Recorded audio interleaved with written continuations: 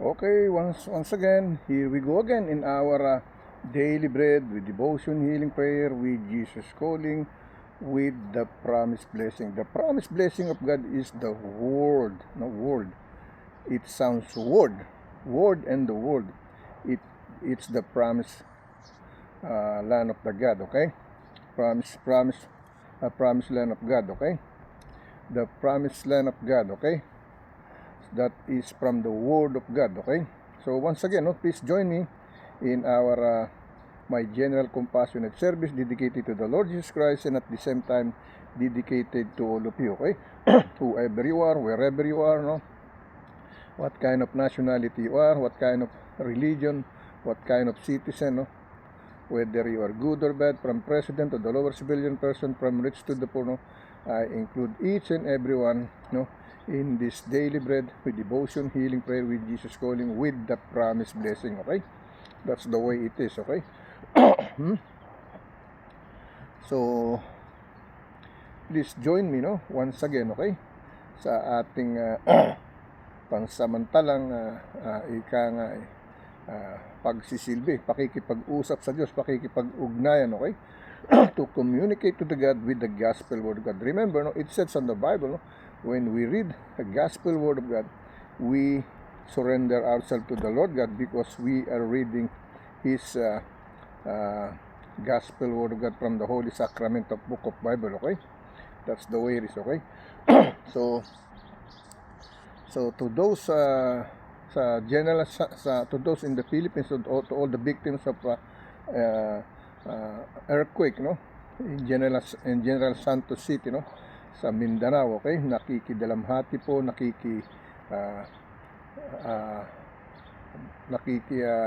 bahagi po sa inyong pag-aalala. Okay, na kayo ay suko natin ang ating pag-alala, pag-worried, sa ating Panginoon. Okay, God, He always be there, towards us. Nagagalit ang Diyos, minsan napapalo tayo, pero hindi po ibig sabihin nun ay pinabayaan na tayo ng Diyos, kinalimutan na tayo. Okay, that's the way it is. Okay, so hindi po tayo dapat masyado mag-alala kung hindi humingi tayo ng mga kapatawaran sa ating mga pinagdaanang ano man ang ating nagawa. Hindi man tayo nagkasala, ano man ang nagawa natin.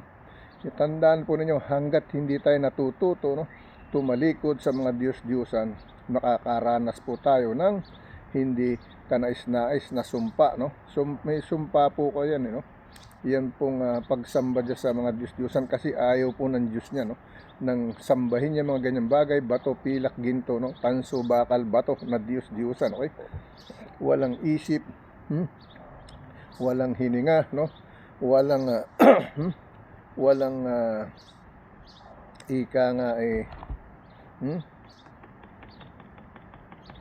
walang hininga at walang direksyon ang pagsampalataya, kasi ayaw ng Diyos niyan.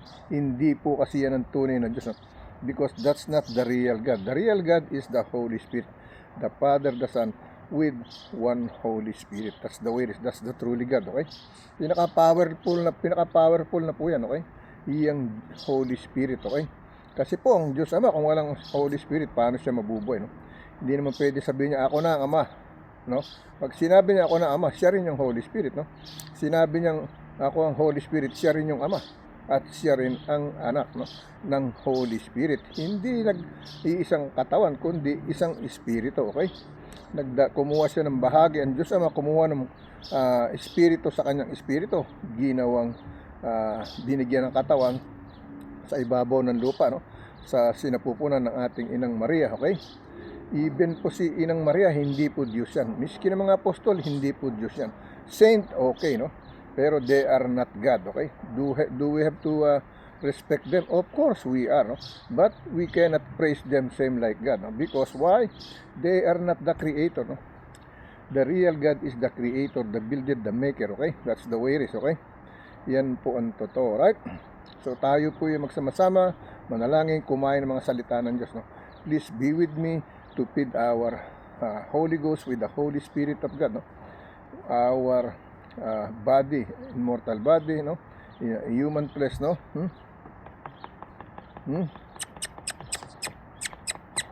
Come here. Ito, ni-istorbo na naman ako nito.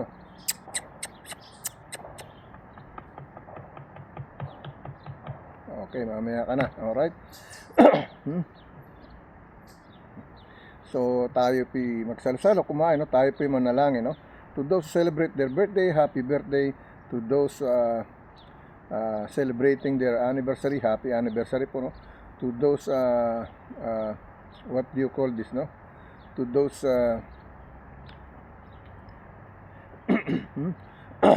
to those, they have sickness and illnesses, no? You please be with me, no? When I pray, no? Okay? Alam ko pong maaaring isipin nyo, hindi ako dalubasang magdarasal, hindi pastor, hindi pare, hindi preacher, hindi minister, no? Tayo po isang ordinaryong tao, no? Servant of God, no? Messenger of God, okay? I'm not even a best warrior prayer, no? But in my prayer, I can heal you, no?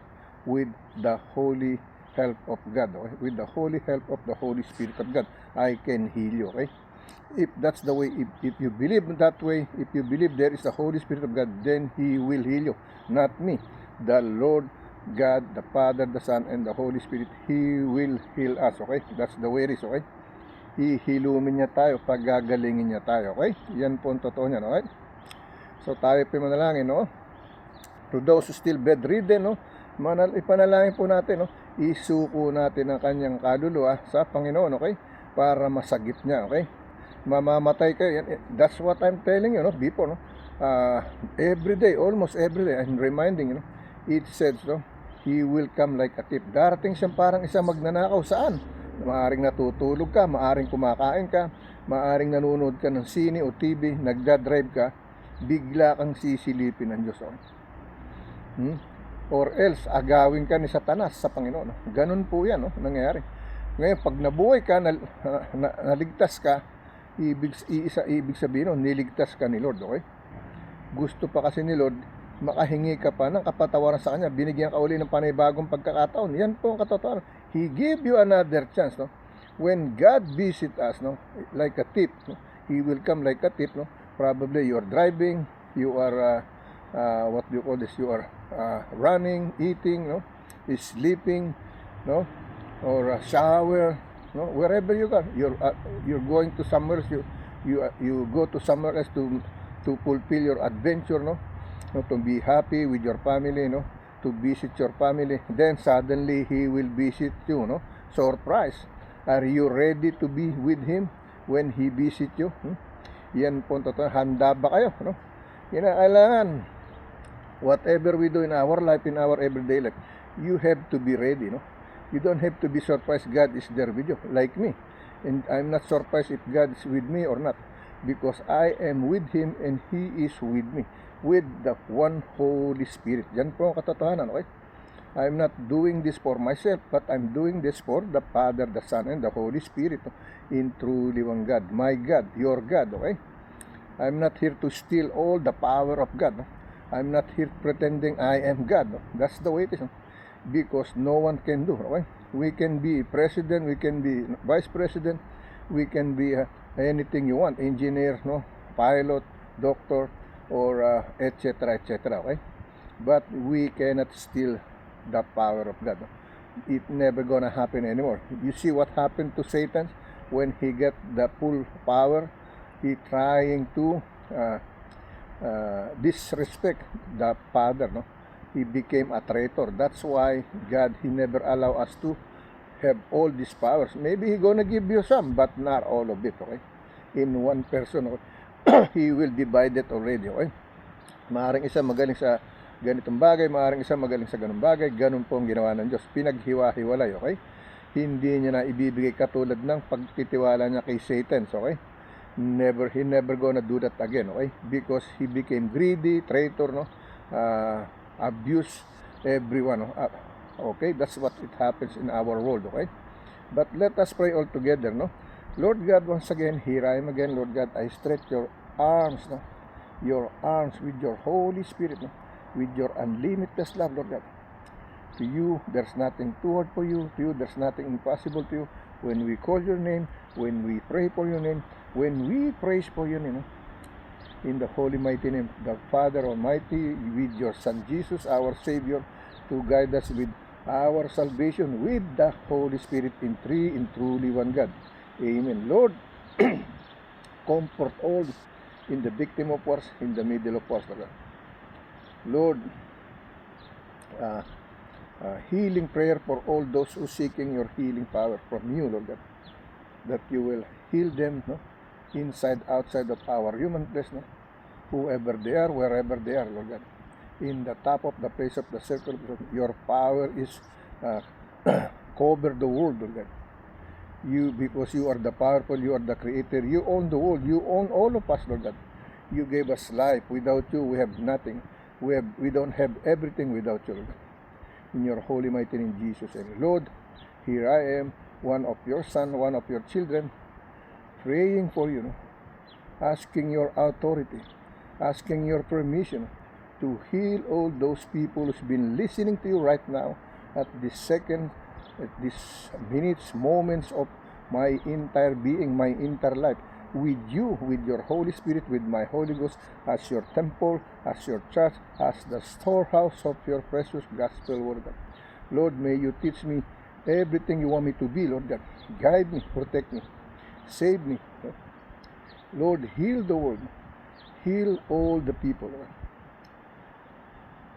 In your holy, mighty name, power, with you, with your Son Jesus, the Creator, the Builder, the Alpha and Omega, the beginning and the end, the first and the last, Lord God. Our God. In your holy, mighty name, Jesus. Amen and amen. Okay? Yan po ang ating prayer. Okay? Now, let's go tayo. Start tayo sa ating kami, ako inaabala mo. Inaabala mo ako eh. Yun, lundag pa. Alright. Baby ka sa akin. Alright. So, dito tayo sa ating daily bread. No? Ang daily bread natin po, iisa rin, okay? Psalm 119 verse 11. No? We're gonna read verse 11 to 15 if I'm not mistaken, okay? Psalm 119, no? Verse 11, no? 119 verse 11 to 15, okay? So let me read the message for today, no? What a privilege it is to store your word in my heart, no? To keep me from sinning against you, okay? And to be a storehouse of inspired words, no? That the Spirit can bring to my mind to help others, no? May your words always refresh, nourish me, and teach me as I read and meditate it with a listening heart. Okay? Yan yung ating Psalm 119, verse 11 to 15 ang babasahin natin. No? Let me read it for the second time. No? What a privilege it is to store your word in my heart. No? In my heart. No? To keep me from sinning against you. Okay? And to be a storehouse, no?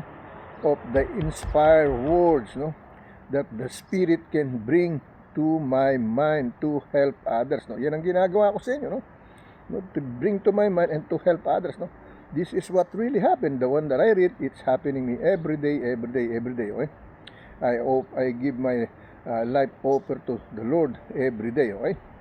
Not only Sabbath, not only Tuesday, I can do it every day. Even not 24 hours, I can do it every day to communicate to God, okay? That is my goal now, okay? Not for the money, not for the material things, no? Not for the wealthy, not for the riches, no? But with the Holy Spirit of God. That's fine for me. That's enough for me, okay? No worry about clothes, no worry about foods, no worry about money, no worry about drink, no? That I can put in my body. No more, okay? Let me go back again. What a privilege is to store your word in my heart, no? To keep me from sinning against you, and to be a storehouse of inspired words that the Spirit can bring to my mind to help others, no? To help others. No? May your word always refresh, nourish me, and teach me as I read and meditate, and with a listening heart, no? Nakikinig na puso, okay? Ibig sabihin, alright? So, basahin natin sa Tagalog version, no? Tagalog version, okay? Day 9, no? Ikasyam na araw, no? Okay? Ikasyam na araw, alright? Day 9, ikasyam na araw, right? Ikasyam na araw, no? Napakalaking pribileyo na itinago ang iyong salita sa aking puso, no? Upang ako ay hindi magkasala laban sa iyo at maging isang kamalig ng mga inspiradong salita, no? Na maaaring dalhin ng Espiritu sa aking isipan upang matulungan, upang matulungan, no? Ang iba naway laging sariwain, no? Pakainin at turuan ako ng iyong salita habang binabasa at bulay ko ito ng may pusong nakikinig. Okay? Yan po yung ating unang scripture, no? Okay? Basahin ngayon natin dito sa Bible, okay? Psalm 119 verse 11 to 15, okay? Thy word have I hid in mine heart, no? That I might not sin against thee, no? Okay? Verse 12, no? Blessed art thou, no? O Lord, no? Teach me thy statutes, okay? Verse 13, no? With my lips have I declared of the judgments of thy mouth, no? Verse 14, no? I have rejoiced in the way of thy testimonies as much as in all riches, no? Verse 15, I will meditate in thy precept and have respect into thy ways. Okay, yan ang sinasabi, no? Now, punta tayo sa ating Tagalog version. Mga awit o kanta, paya na 119, versikulo taludtod talata, 11 hanggang 15, okay? Ito po sinasabi rito, no? Ang salita mo'y aking iingatan sa aking puso, no? Ang salita mo'y aking iingatan sa aking puso, no? Upang wag akong magkasala laban sa iyo, okay? Pag iniingatan natin ng kanyang salita sa ating puso, nakakaiwas tayo sa pagkakasala, nakakalaban tayo sa kamalian, okay? Kasi pinagtatanggol natin ang kabutihan at kalinisan ng Diyos, okay? Yan po yan, okay? Versikulo 2, mapalad ka o Panginoon, ituro mo sa akin ang mga palatuntunan mo, okay? Yan ang hinihiling ko sa Kanya. Lord, if I'm here, no, guide me, teach me wherever you want me to be, to spread your gospel word, no? By your will, but not only by my will, no, but thy will be done, okay? By His will, thy will be done, okay? Verse 30, no? Aking ipinahayag ang aking mga labi ang lahat ng mga kahatulan ng iyong bibig, okay? Lahat ng gusto niya sabihin, sinasabi ko, hindi dahil gusto ko lang sabihin, no? Sa Kanya nagmumula lahat ito, okay? Versikulo 4, no? Ako'y nagalak sa daan ng iyong mga patoto, no? Na gaya ng lahat ng kayamanan, okay? Versikulo 5, ako'y magbubulay-bulay sa iyong mga tuntunin at gagalang sa iyong mga dan, okay? Bubulay-bulay sa iyong tuntunin at gagalang sa kanyang mga dan, sa kanyang mga lakad, okay? Alright, now let's go to the other scripture chapter and verse, no? I-check muna natin kung ano meron dito, no? Alright, now let's go to the other scripture chapter and verse. Punta tayo sa Kings, okay? Dito ang ikalawang scripture natin, Kings, okay? Kings, 2 Kings chapter 1:3 to 7, no? 2 Kings chapter 1:3 to 7, okay? 1:3 to 7, no? Here is the message, no? But the angel of the Lord said to Elijah, no? The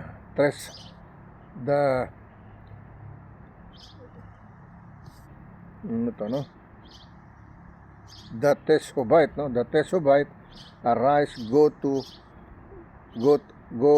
up to meet the messengers, no? Of the king of Samaria, and say unto them, it is not because there is not a God, no, in Israel, no, that ye or you go to inquire of Beelzebub, the god of Ekron, no?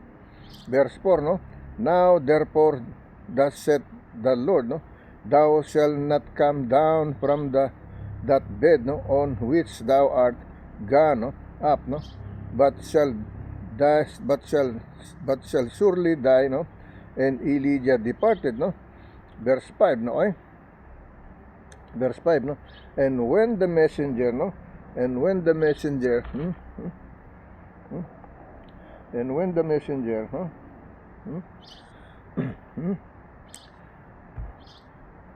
and when the messenger, no? Ang sabi rito, no?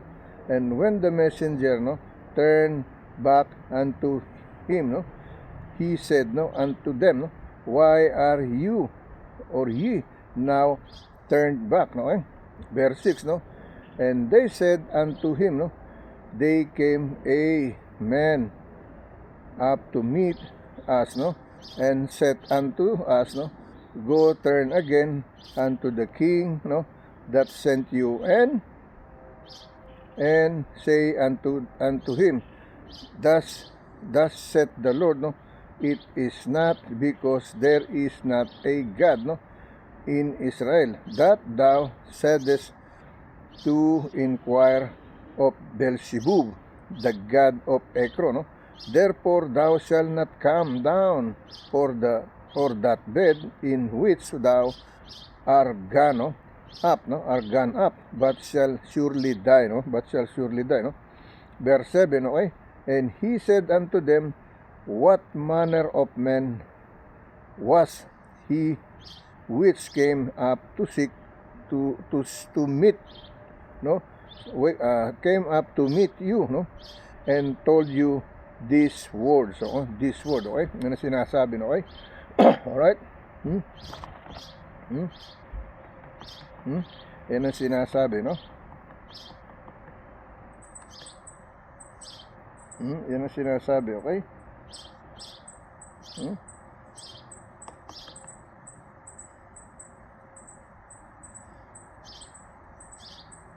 Yan ang sinasabi, alright? So, basahin natin sa Tagalog, okay? Basahin natin sa Tagalog.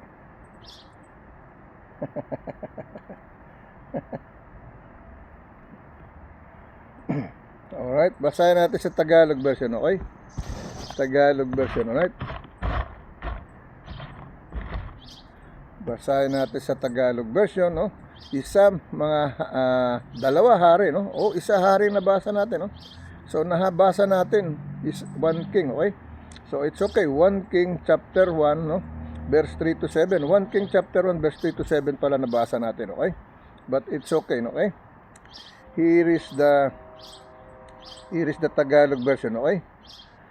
Ngunit sinabi ng anghel ng Panginoon kay Elias, no, na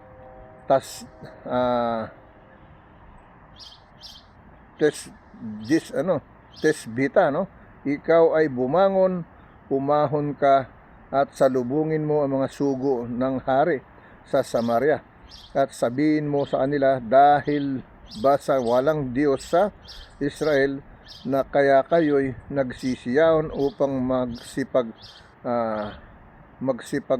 usisa kay Baal Zebub na Diyos ni Ekron, okay?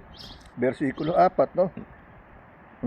Ngayon ngay ganito ang sinabi ng Panginoon, ikaw ay hindi bababa, no, sa higaan ng iyong sinampahan, no, kundi walang pagsalang ikaw ay mamamatay. At si Elias ay umalis, no?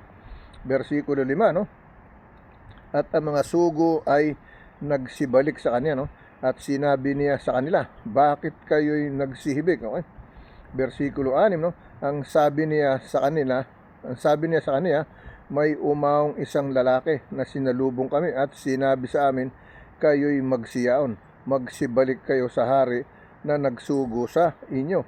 At sabihin ninyo sa kanya, ganito ang sinabi ng Panginoon, dahil ba sa walang Diyos sa Israel na kaya ikaw ay nagsugo upang mag-usisa kay Baal-Zebub na Diyos ni Ekron, kaya't hindi ka bababa sa higaan ng iyong sinampahan, kundi walang pagsalangsang ikaw ay mamamatay, okay? Versikulo 7, no? At sinabi niya sa kanila, anong inyong lalaking yaong umahon, no, na sumalubong sa inyo at nagsaysay sa inyo ng mga salitang ito, okay? Ipinamahagi, kumbaga sa ibinalita, okay? Now, let's go to the other king, okay? No? Puntahan natin yung isang king, no? 2 King, okay? Dos king. Dos king.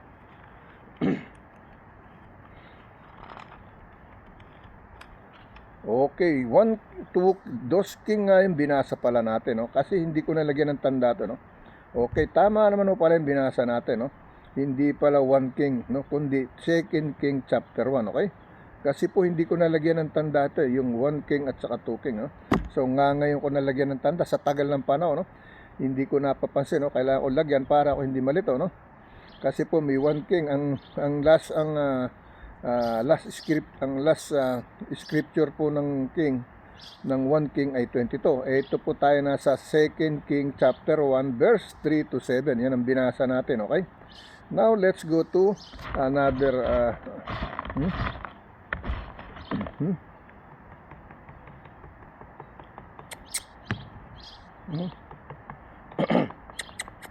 Come here. Come here. Come here. Come here. I want you to be here. Come here. Come here.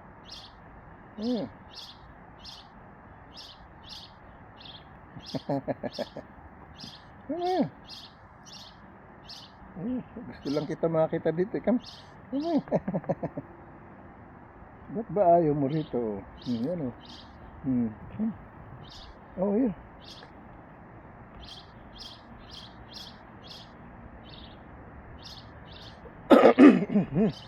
Pinapakita ko siya, ayaw niya makita siya rito. Okay, punta na tayo sa ating second scripture chapter. Dito tayo sa Psalm chapter 4 verse 1 to 8, no? Whole chapter, okay? Psalm chapter 4 verse 1 to 8, no? Yan ang babasahin natin, no? Hear me when I call, O God of my righteousness, no? Thou hast enlarged me when I was in distress, no? Have mercy upon me and hear my prayer, okay? Verse 2, no? O ye or you, son of men, how long will ye or you turn my glory into shame? How long will ye or you love vanity and seek after leasing? Selah, okay? Verse 3, okay? Verse 3, no? But now that the Lord hath set, no, apart him that is godly for himself, the Lord, okay, will hear when I call unto him, okay? Verse 4, okay? Verse 4. Set in awe and sit and sin not, no? Commune with your own heart, no? Upon your bed and be still. Selah. Verse 5, no? Offer the sacrifice of righteousness and put your trust in the Lord, no? Offer your sacrifice of righteousness and put your trust in the Lord, no? Tiwala, no? Verse 6, no? This be many that say, no? Who will show us any good, no? No? Question mark. Lord, lift thou up the light of the countenance upon us, no? Verse 7, no? Thou hast put gladness in my heart more than in the time that there come and their wine increase, okay? Verse 8, no? I will both lay me down in peace and sleep, for thou, no? For thou, Lord, only makes me dwell in safety, dwell in safety, okay? Basahin natin sa Tagalog version, no? Tagalog version, okay? Mga awit o kanta pa na 4, versikulo 1 hanggang 8, okay? Irisin na Tagalog version, no? May pamili po sa Tagalog, panalangin sa hapon at pagtitiwala sa Panginoon sa Pangulong manunugtog sa mga panugtog ng kawad, no? Gitara, kawad, o ano man, no? Na may kawad, no? Awit ni David, okay? Dito tayo sa mga awit o kanta pa na 4, versikulo 1 hanggang 8, okay? Sagutin mo ako pagka tumatawag ako, O Diyos na aking katuwiran. Inilagay mo ako sa kaluwagan nang ako'y nasa kagipitan, no? Maawa ka sa akin at dinggin mo ang aking dalangin, okay? Versikulo 2, O kayong mga anak ng tao, no? Hanggang kailan magiging kasiraang puri ang aking kaluwalhatian, no? Gaano katagal iibigin ninyo ang walang kabuluhan at hahanap ng kabulaanan? Selah, okay? Paano natin ba't natin hanggang kailan natin yayakapin yung kabuluhan at walang kabuluhan? Okay, ibig sabihin, no, mga kasalanan, no? Mga walang kwentang bagay kundi kalikuan, okay? Versikulo 3, ngunit talastasin ninyo na ibinukod ng Panginoon sa ganang kaniyang sarili ang banal, didinggin ng Panginoon pagka ako'y tumatawag sa kanya, no? Versikulo 4, no, kayo'y magsipang nginig at huwag mangagkasala, no? Manganglupaypay kayo ng inyong puso sa inyong ihigaan, no? At kayo'y magsitahimik, okay? Versikulo 5, no, mangaghandog kayo ng mga hain ng katuwiran, no? At ilagak ninyo ang inyong tiwala sa Panginoon, okay? Versikulo 6, marami ang magsasabi, sinong magpapakita sa amin ng mabuti? Panginoon, pasilangin mo ang liwanag ng iyong mukha sa amin, okay? Versikulo 7, no, ikaw ay naglagay ng kasayahan sa aking puso, nang higit kaysa kanilang tinatangkilik ng kanilang butil at kanilang alak ay magsidami, okay? Versikulo 8, payapa akong hihiga at gayon din matutulog, sapagkat ikaw, Panginoon, pinatatahan mo akong mag-isa sa katiwasayan, okay? Katiwasayan, okay? Sa pagpapala niya, okay? Now, let me try to read one more, okay? Before we go to our second video. Now, we're Psalm chapter 91, verse 1 to 5, okay? He that dwelleth in the secret place of the Most High shall abide under the shadow of Almighty, no? Verse 2, I will say of the Lord, He is my refuge and my fortress, my God, in Him will I trust. No? Verse 3, surely He shall deliver thee from the snare of the fowler and from the noisome of pestilence. Verse 4, no? He shall cover thee with His feathers, no? And under His wings shalt thou trust. His truth shall be thy shield and buckler, no? Verse 5, no? Thou shalt not be afraid for the terror, no? By night, and by night for the arrow they flit by day, no? Yan ang sinasabi, no? Let me read in Tagalog version, okay? Mga awit o kanta, pahay na siya manaputi sa versikulo 1 hanggang 5, okay? Sa Spanish, no, Salmo o Canción, no, Salmo o Canción, no, kapitulo 91, versikulo 1 hanggang 5, no. The other one, no, Salmo kapitulo 4, versikulo 1 hanggang 8, okay? Iris in Tagalog version, no. Mga awit o kanta, pahay na siyam na putisa, versikulo 1 hanggang 5, no. Sa Spanish, Salmo o Canción, kapitulo 91, versikulo 1 hanggang 5, okay? Siyang tumataan sa lilim ng dako ng kataas-taasan ay mananatili sa lilim ng makapangyarihan sa lahat, okay? Versikulo 2, aking sasabihin tungkol sa Panginoon, siya'y aking kanlungan at aking katibayan, ang Diyos na aking siyang tinitiwalaan, okay?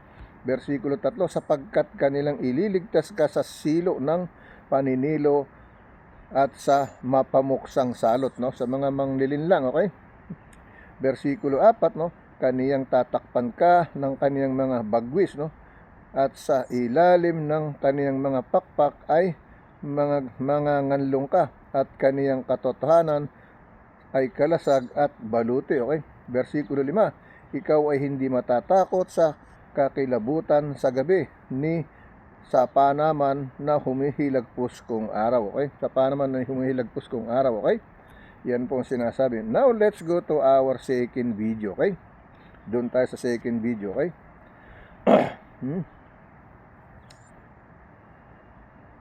Second video tayo, right?